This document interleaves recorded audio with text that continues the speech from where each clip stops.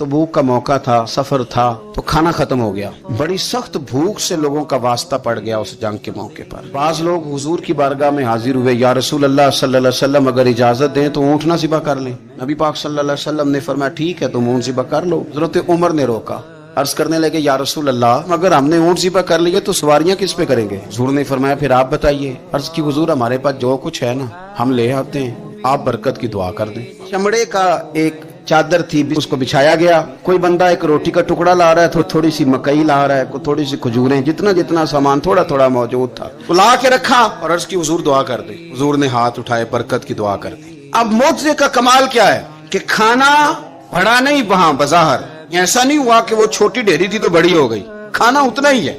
ये है मौजज़ा। हुजूर ने फरमाया आते जाओ और खाना लेते जाओ। सैकड़ों का लश्कर था, सारे सैर हो गए, लेकिन कहते हैं पलट के देखा तो खाना पहले से ज्यादा मौजूद था।